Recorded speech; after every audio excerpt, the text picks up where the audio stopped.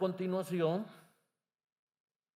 nos acompañará el doctor Juan Manuel Anaya. ¿Sí? El doctor Juan Manuel Anaya es médico reumatólogo, un fellow en inmunología clínica. El doctor Anaya es doctor en biología y es editor actualmente de la revista de la Academia Nacional de Medicina y es miembro de la Alianza de Centenarios e investigador principal del proyecto Centenarios en Colombia. El título de su ponencia es De la salud y la enfermedad, ¿qué nos enseñan los centenarios? Doctor Anaya.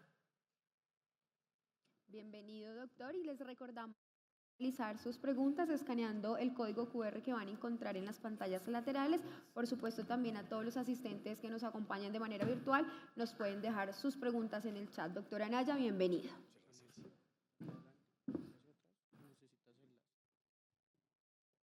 Adelante. Listo, perfecto. Bueno, muy buenas tardes para todos. Muchas gracias por estar aquí hasta esta hora.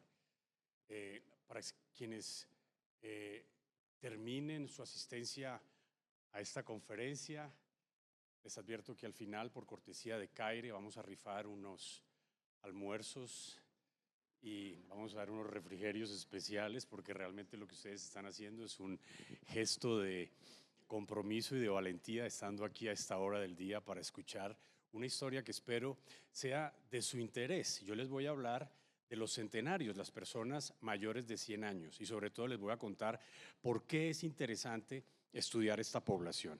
Estoy muy complacido de estar acá también, porque cuando asistimos a estos eventos, a estos simposios, nos encontramos con personas que no veíamos hace tiempo, que nos contagian de su fraternidad y de su amistad, y para todos los amigos que están aquí, un saludo muy especial. El título de mi charla es De la salud y la enfermedad, ¿qué nos enseñan los centenarios? Esta charla no tiene ningún conflicto de interés y está basada en la experiencia y en la evidencia.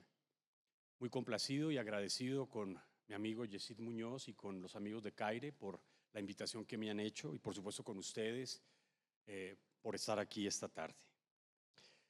Yo doy esta conferencia en nombre de un grupo de amigos y amigas que nos hemos juntado para estudiar a los centenarios de este país, y ese grupo lo hemos llamado la Alianza Centenarios, y tenemos un programa que se llama el Programa de Longevidad Saludable.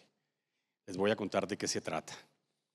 Lo cierto es que hay dos grandes problemas de salud pública en el mundo, quizás más, pero dos sobre todo que quiero resaltar el día de hoy.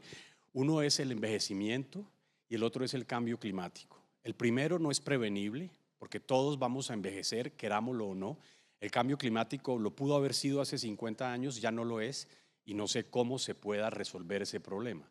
Lo cierto es que los dos problemas de salud pública van juntos. El cambio climático ha sido responsable del aumento de la temperatura del mundo, y ese aumento de la temperatura del mundo influye de manera significativa sobre el envejecimiento. Las ciudades que son más calientes o se han calentado por culpa del cambio climático, sus habitantes están envejeciendo más rápido que aquellas ciudades en donde el cambio climático no ha golpeado tanto. Acaba de ser publicado en Science hace un par de días un artículo grande de la Universidad del Sur de California. Colombia en particular es el país de las Américas que más rápido envejece. Y la razón es sencilla, múltiple pero sencilla. La tasa de natalidad disminuye significativamente desde hace 11 años en Colombia. Las parejas no quieren tener hijos. Las mujeres jóvenes, solteras, se están haciendo la ligadura de trompas, y los jóvenes solteros se están haciendo la vasectomía. Y como si fuera poco, la población joven con capacidad de trabajar se está queriendo ir y hacer parte de la diáspora colombiana. Luego, cada vez son menos los jóvenes. Y por múltiples razones, las personas adultas envejecen cada vez más. Luego, el índice de envejecimiento, que no es otra cosa que la relación que hay entre personas mayores de 100 años sobre personas menores de 15 años, es cada vez más alto. Y en Colombia, el DANE ha pronosticado que en el 2050 ese índice de envejecimiento será de 175.3. Los centenarios, las personas mayores de 100 años, son una fuente de información valiosísima para comprender la longevidad saludable. Pero no solamente para comprender la longevidad saludable, sino, como les voy a demostrar, para encontrar en ellos cuáles son los factores de protección de enfermedades crónicas no transmisibles que ellos no sufren. Como si fuera poco, esta población cada vez más longeva es, a su vez, cada vez más demandante de una serie de productos que influyen directamente sobre la economía. Y esa economía que tiene que ver con la longevidad, ustedes lo saben, se conoce como economía plateada. Los centenarios no son raros, aunque su localización es muy difícil. Ustedes ven las cifras en la pantalla. En Colombia, en el 53 del siglo pasado, habían 529 centenarios. En el 2023, el DANE calculó que había cerca de 20.000. Y para el 2070 se estima que habrán alrededor de 45.000 centenarios.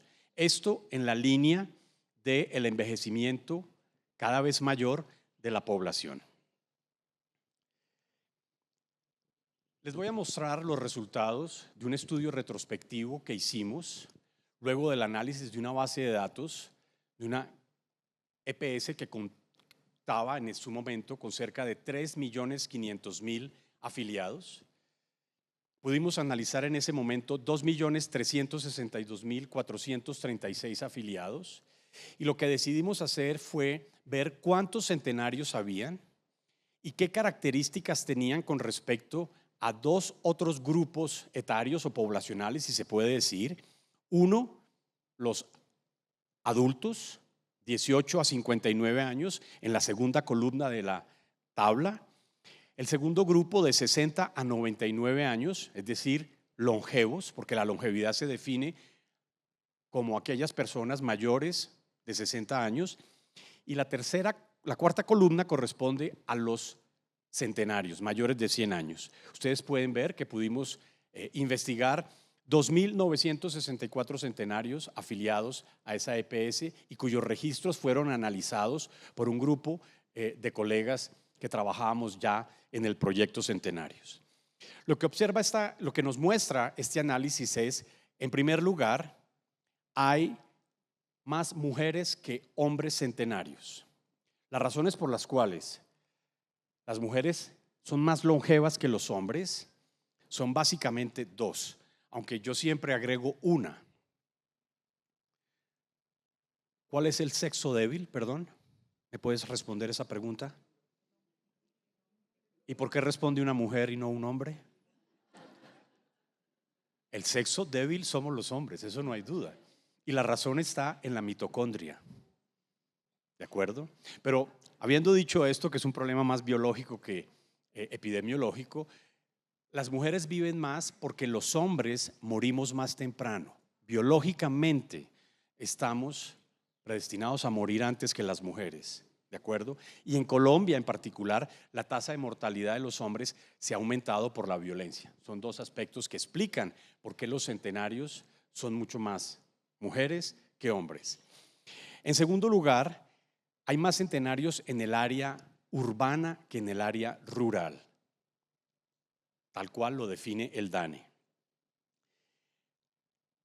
Las enfermedades crónicas no transmisibles tienen una prevalencia significativamente menor en los centenarios que en los adultos. Y aquí está la primera enseñanza importante de los centenarios. Es una población que a partir de los 100 años cronológicos o biológicos, podríamos hablar de esto después, su switch biológico cambia. Entonces no se enferman, no les da diabetes, pero tampoco les da enfermedades cerebrovasculares o cardiovasculares. Estamos hablando de centenarios. Llamo la atención en la cuarta columna, donde dice mayor de 100 años. Es una población muy distinta al adulto mayor. Como si fuera poco, no les da cáncer. Y con respecto a las infecciones, tienen una buena respuesta a las mismas. El ejemplo más significativo fue el comportamiento que tuvieron los centenarios durante la pandemia de la COVID-19. no solamente la tasa de infección fue la menor, que puede ser atribuida al aislamiento, sino que la tasa de mortalidad también fue la menor comparada con los adultos mayores. De tal manera que los centenarios es una población muy curiosa. No se enferman y responden bien a las infecciones. Solo por eso, para un inmunólogo como yo, genera una pregunta muy interesante con respecto a lo que significa la inmunosenescencia en los centenarios. Y la respuesta es: prácticamente no existe. El sistema inmunológico de los centenarios, no del adulto mayor, es muy distinto del mismo adulto mayor. Responden bien a las infecciones y no tienen enfermedades crónicas no transmisibles, como por ejemplo el cáncer. Ustedes no ven aquí las enfermedades autoinmunes porque desde el punto de vista de los registros son enfermedades que no siempre se anotan. Entonces, esas variables no las consideramos porque no teníamos confianza en ese registro de enfermedades autoinmunes. Pero hoy en día ya sabemos qué es lo que pasa con respecto a las enfermedades autoinmunes y los centenarios. Este estudio y esta inquietud nos hizo crear entonces un proyecto que llamamos Proyecto Centenarios, que no tiene otro objetivo que el estudiar las características epidemiológicas, sociodemográficas, clínicas y biológicas de los centenarios de Colombia, con el fin de investigar y eventualmente descubrir cuáles son los factores que se asocian a longevidad saludable, es decir, llegar a esa edad en buen estado de salud. No todos llegan en buen estado, pero algunos sí, vamos a verlo a continuación. Pero también cuáles son esos factores que los protegen con las enfermedades crónicas no transmisibles que ellos no sufren. Y para eso decidimos tener este diseño experimental, en donde ustedes ven el paciente o centenario como eje de ese estudio, a quien le tomamos una serie de datos, tanto biológicos, demográficos y clínicos. Hacemos una minería de datos y gracias a análisis estadísticos y de inteligencia artificial respondemos preguntas pertinentes y eventualmente importantes acerca de la longevidad. Y esas respuestas no son otra cosa que un nuevo conocimiento que será transmitido a la sociedad en general, que servirá de sugerencia eventual de política pública y que en última servirá para todos los longevos que existen hoy y que vienen en los días o años futuros. Para desarrollar este estudio, decidimos entonces crear una base de datos basada en un cuaderno de variables demográficas, clínicas, nutricionales, funcionales, cognitivas, estilo de vida, prosociales, bioquímicas y neuroimagenológicas. A la mayoría de los centenarios no solamente le tomamos una muestra de sangre para hacer un sinnúmero de variables bioquímicas, inmunológicas, sino que también les hacemos resonancia magnética cerebral para evaluar cuál es la relación entre su estado cognitivo y su estado orgánico cerebral. Igualmente les hacemos capilaroscopia, que es un proxy del estado vascular cerebral, y eso lo estamos analizando en este momento. El proceso que llevamos a cabo es el que hemos denominado 5P de medicina translacional, que les recuerdo a ustedes, no es otra cosa que conocer muy bien la población y en esa población tener muy claro cuáles son los factores predictivos, tanto de riesgo como de protección. Cuando esos factores predictivos se conocen, se pueden hacer intervenciones de prevención y en ese orden de ideas se puede personalizar la atención y finalmente hacer que la atención sea participativa. Población, predicción, prevención, personalización y participación. Y ese es el modelo translacional que hemos, dijéramos, involucrado dentro de nuestro centro de investigación para el estudio de los centenarios. Les voy a contar ahora algunos de los resultados que me parecen más interesantes. Lo primero que hicimos fue tratar de llamar la atención y de ilustrarnos y aprender de quienes han trabajado en longevidad y centenarios en Colombia. Y para eso hicimos un foro el año pasado en la Academia Nacional de Medicina y publicamos un número especial de la revista Medicina acerca de longevidad y centenarios. Es un número que es de acceso abierto, gratuito, que ustedes pueden consultar en la página de la revista Medicina de la Academia Nacional de Medicina. Ahí encontrarán algunos de los resultados que en ese momento teníamos y de otros grupos que han trabajado en el mismo tema. Veamos cómo es la calidad de vida y el bienestar de los centenarios y con qué variables se asocian la calidad de vida y el bienestar. Ustedes pueden ver, esta es una tabla de correlaciones en donde observan cómo la calidad de vida se asoció significativamente con el desempeño físico, con el estado cognitivo, entiéndase grado mayor o no de demencia, con la depresión, de manera inversa por supuesto, con el estado nutricional, mayor estado nutricional, mayor calidad de vida y con la independencia funcional. Si eso lo vemos desde el punto de vista de diferencia de géneros, ustedes ven que esa relación es todavía mucho más fuerte en mujeres con respecto a la calidad de vida y el estado cognitivo, con la depresión, una vez más, con el estado nutricional y con la independencia funcional, sobre todo en mujeres.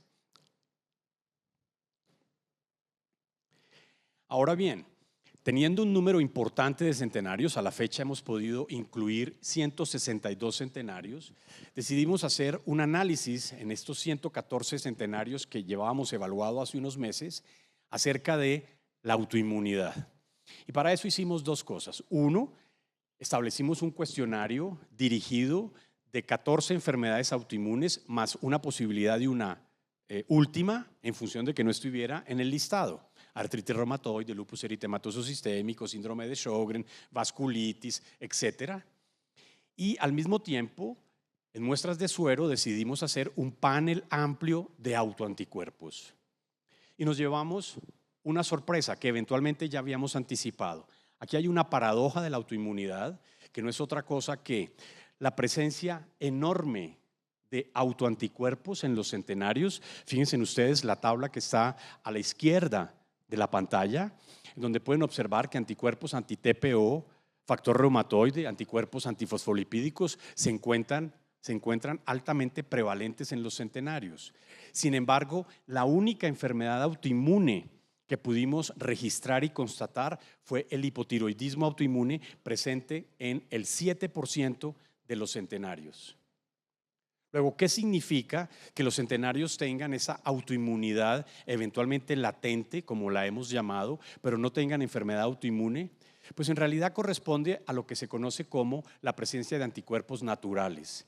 El sistema inmunológico de los centenarios hace que el switch de células B cambie y produzca una serie de autoanticuerpos que se comportan como anticuerpos naturales que sirven dentro del sistema conocido como sistema reticuloendotelial y son protectores, no patogénicos.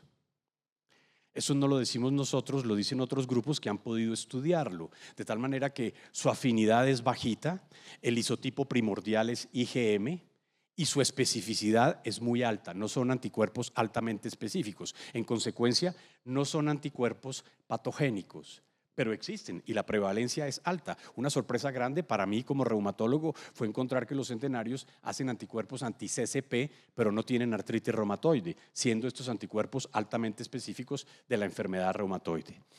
Aparte de la enfermedad autoinmune tiroidea, no observamos en estos 114 centenarios ninguna enfermedad autoinmune sistémica o ninguna otra organoespecífica, distinta al hipotiroidismo autoinmune.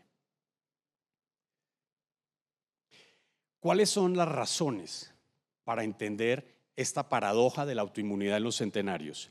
En primer lugar, lo que se conoce como el inflammaging, que no es otra cosa que la inflamación latente del adulto mayor.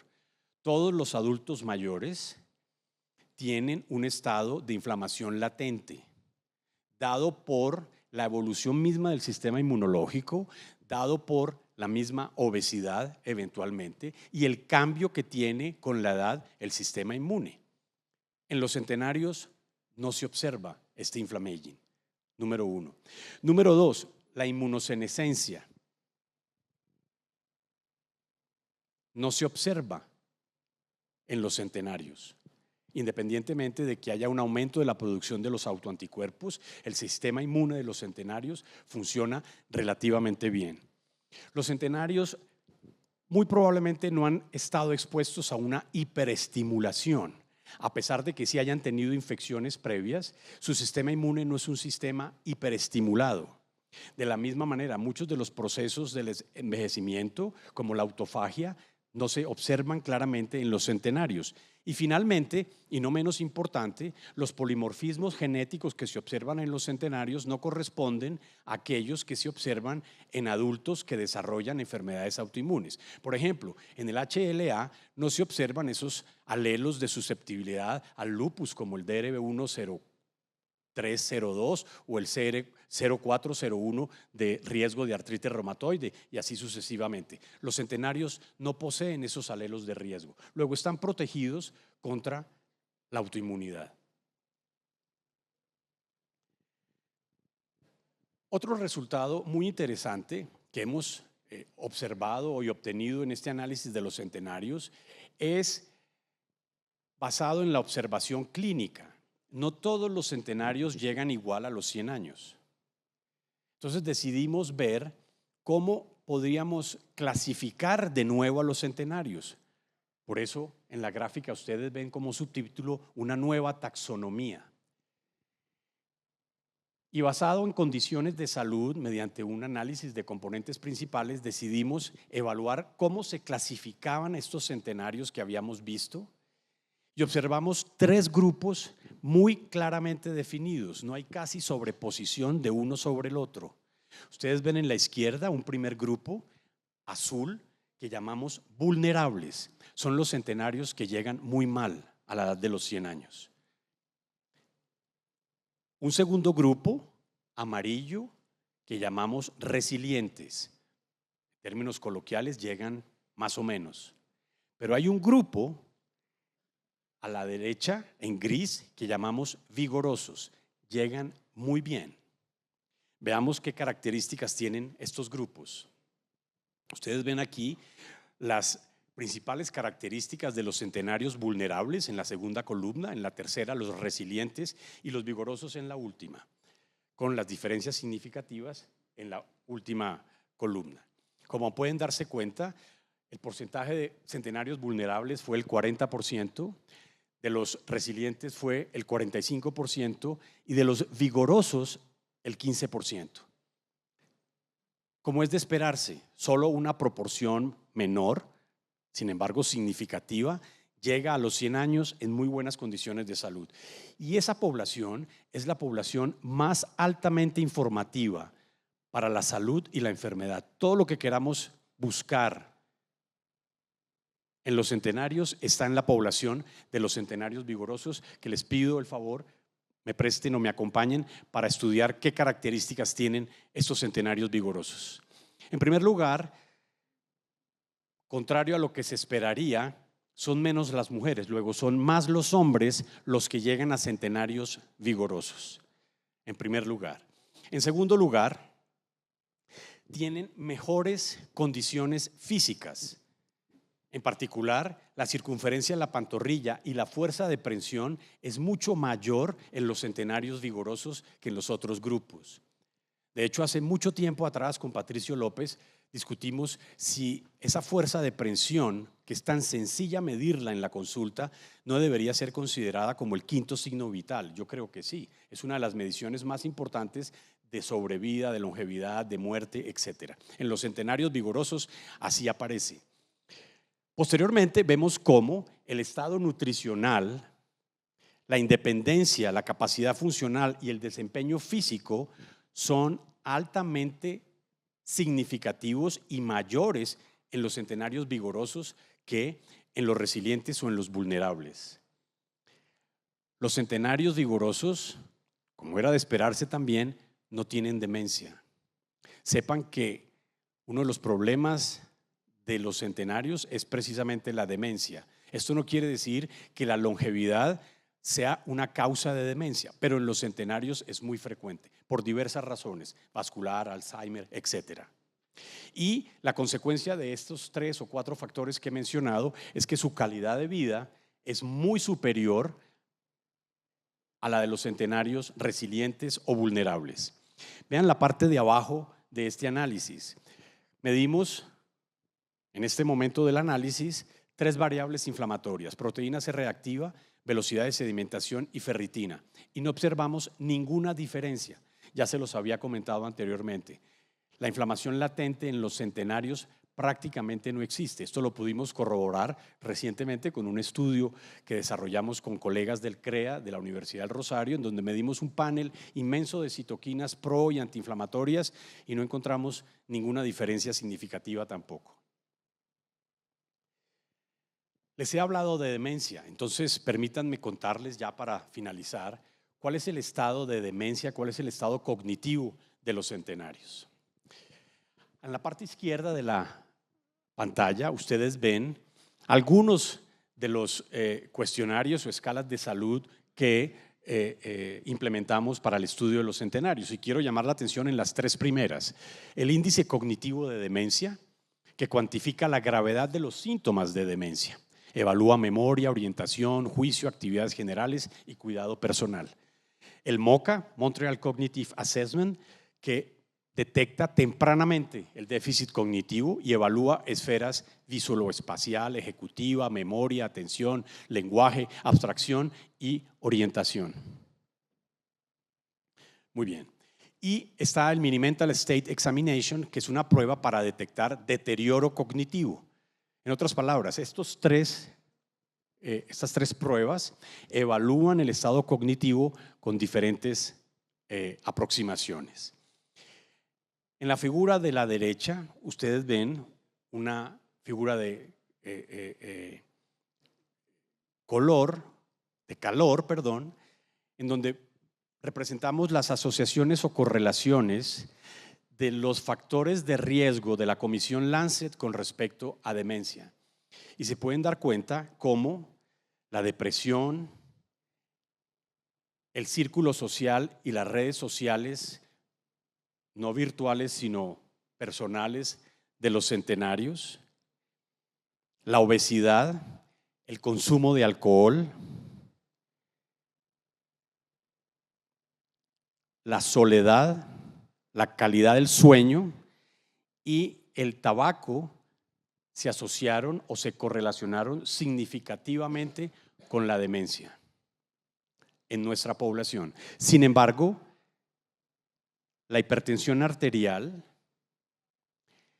la polución definida por si viven en área rural o urbana y la diabetes mellitus no se asociaron con el estado cognitivo. Y esto es interesante porque va, de cierta manera, en contra de lo que se ha definido para el adulto mayor. Recuerden que la diabetes tipo 2 es muy rara en los centenarios. Luego, no les afecta desde el punto de vista cognitivo, por lo menos desde el punto de vista del análisis que hicimos. Y es bien interesante porque ustedes saben que la demencia tiene un alto componente hereditario y que dentro de ese componente hereditario hay polimorfismos que se asocian a la demencia. Por ejemplo, en el caso de Alzheimer, el APOE4 es uno de los polimorfismos que se ha demostrado estar asociado a la demencia. Los centenarios casi no lo tienen, curiosamente. Y hay otros polimorfismos que se asocian con la protección de demencia que están siendo estudiados en nuestra cohorte actualmente. Entonces, hasta aquí, y ya para terminar, ¿qué creo que hemos aprendido de los centenarios? Lo primero es que con respecto a la longevidad, Colombia es el país que más rápido envejece, se los mencioné, con una inversión de esa pirámide poblacional que representa un reto para el sistema de salud. En segundo lugar, les he compartido una nueva taxonomía de los centenarios, que para nosotros va a ser muy útil porque esos centenarios vigorosos van a exigir toda nuestra atención y esfuerzo para la comprensión de la fenomenología de la longevidad saludable. Tienen una muy baja prevalencia de cáncer, de enfermedades autoinmunes, así como una buena respuesta a las infecciones, y son argumentos que hacen replantear el concepto de inmunosenescencia que ya estamos reevaluando en el grupo de longevidad saludable. Finalmente, hemos aprendido de ellos que mantenerse físicamente activo y contar con una buena alimentación son elementos claves para la longevidad saludable. Esto es muy fácil decirlo, pero cuando uno habla con los longevos y les dice que tienen que hacer ejercicio y que tienen que caminar y que tienen que comprarse unas pesas de 2 kilos o de 1 kilo cada una para fortalecer sus músculos, etcétera, casi nadie lo hace. Lo mismo, cuando uno va a las casas y ve cómo viven, etcétera, cómo cenan, la mayoría de los longevos cenan con arepa y café con leche y no consumen proteínas. Entonces la sarcopenia es tremenda, se caen. Al caerse hay que hospitalizarlos, se fracturan la cadera, hacen tromboembolismo pulmonar y se nos van. Y todo esto es absolutamente prevenible, eso lo hemos aprendido también de ellos. Y finalmente, los centenarios son una fuente de inspiración para la investigación, para evaluar la interacción que hay entre los factores medioambientales y hereditarios y el descubrimiento de factores protectores de enfermedades crónicas no transmisibles. Como les mencioné, esta charla la he dado en representación del proyecto de longevidad saludable que se sustenta a su vez del proyecto Centenarios. Este proyecto tiene una característica desde el punto de vista de ciencia y tecnología, y es que por primera vez estamos haciendo un proyecto de ciencia abierta. Es decir, todas ustedes, personas queridas que han tomado fotos de esta presentación, etcétera, todo lo pueden consultar en esta página, cuya dirección la tienen en la pantalla, www.coolsen.org, y pueden saber en tiempo real qué estamos haciendo, dónde estamos incluyendo centenarios, qué artículos estamos publicando, qué conferencias estamos dando, etcétera, etcétera. No puedo terminar entonces esta charla sin mencionar las personas que han hecho posible la recolección de estos datos y el análisis de los mismos. Tenemos 4 instituciones que colaboran directamente desde el punto de vista no solamente financiero, sino técnico, humano, con el proyecto Centenarios: la Clínica de la Costa en Barranquilla, la Universidad de la Costa en Barranquilla, la Universidad EIA en Medellín y Biotecgen aquí en Bogotá. Tenemos investigadores asociados como Sandra Castelblanco, geriatra de la Universidad Javeriana, Stefano Vinacchia, doctor en psicología de la Universidad del Sinú en Montería, el doctor Robinson Cuadros, geriatra del Centro Cafán aquí en Bogotá, el doctor Juan Carlos Salazar, bioestadístico, Diana Ocampo de la Clínica del Occidente y Manuel Rojas de la Universidad de California. Tenemos otros grupos de apoyo con los que estamos colaborando, en particular con el DANE. Todos los datos demográficos de nuestros centenarios y la discusión que hacemos, la hacemos con el grupo que dirige el doctor Sebastián Ruiz, el jefe de demografía y censo del DANE. Colaboramos con el grupo de neurociencias de la Universidad de Antioquia, en particular con el doctor David Aguillón y Joseph Arboleda de la Universidad de Harvard, con Catalina Rojas de la Autoimmunity Lab, con el doctor Casanova de la Universidad de Rockefeller. Con él medimos todos los anticuerpos antiinterferones en los centenarios y tenemos una idea clara de por qué responden también a la COVID-19. La realidad es que tienen anticuerpos antiinterferón en muy poca prevalencia, y ustedes saben que en su momento demostramos que los anticuerpos antiinterferón alfa eran responsables de la mala respuesta de los adultos mayores contra la COVID, y no solo de la mala respuesta, sino de la mortalidad, sobre todo en adultos mayores de 70 años.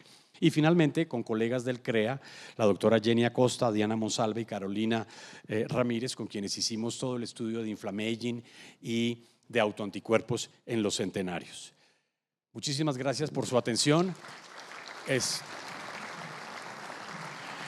Me acaban de informar que no tengo tiempo para hacer las rifas, o sea que